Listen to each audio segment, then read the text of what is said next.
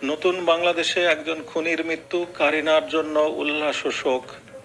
কারিনা কায়সার মারা গেছে, তিনি গুরুত্বপূর্ণ কোনো ব্যক্তিত্ব নন, কিন্তু তাকে নিয়ে বিতর্কটা অনেক বিশাল। যুদ্ধকালীন পরিস্থিতিতে প্রতিপক্ষকে হত্যা করে বা বিপদে ফেলে উল্লাস প্রকাশ করে কৃতিত্বকে উদযাপন করে যোদ্ধারা। বাংলাদেশের রাজনীতিতে প্রতিদ্বন্দ্বী পক্ষের মৃত্যুতে একটি পক্ষকে উল্লসিত হতে আমরা দেখেছি। তবে অবশ্যই আলোচনা হওয়া দরকার লাল বদর জঙ্গিদের, লাল বদর খুনিদের নির্মমতাগুলো নতুন করে তুলে আনা দরকার।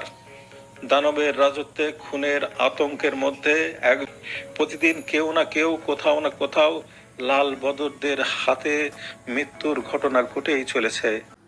এই কায়সার হামিদ কেন সে সে প্রধানমন্ত্রী শেখ হাসিনার যে বাসভবন ছিল গণভবনে ডাকাতি করতে গিয়েছে? কারণ হলো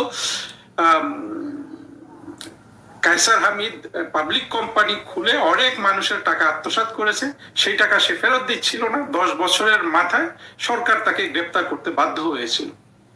এই যে একটা অপরাধী, তাকে নিয়ে আপনারা মাতামাতি করতেছেন। এই লো বাজেটের কারিনা কাপুর, সে মদ খাওয়ার বাজি ধরে অতিরিক্ত মদ্যপানের কারণে তার লিভার সমস্যা হয়ে যায়। এর পরবর্তীতে সে মৃত্যুবরণ করে। ভারতের চেন্নাই চিকিৎসার জন্য গিয়েছিল, কিন্তু তাকে শেষ পর্যন্ত বাঁচানো যায়নি। সে দীর্ঘদিন থেকে মদ্যপান করতো, তার লিভার অনেক আগে থেকে আক্রান্ত। শেষ সময় যখন অতিরিক্ত অ্যালকোহল খেয়েছে, এরপর লিভার সেটাকে ধারণ করতে পারেনি, সে সৃষ্টিকর্তার ডাকে উপরে চলে গেছে। এই কথাগুলা কি কেউ বলছেন? কেউ বলছেন না, কারণ সে একটা জুলাই সন্ত্রাসী, জুলাই জঙ্গি উত্থানের সামনের সারির যোদ্ধা, তাই তো? দক্ষিণ এশিয়ার ভূ রাজনীতিতে কি এক বিশাল ভূমিকম্প ঘটতে যাচ্ছে নাকি?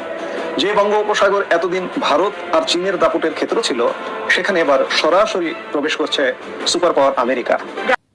প্রত্যেকটা মানুষ এখন আওয়ামী লীগের পক্ষে চলে গেছে। কেনই বা যাবেন আপনি বলেন?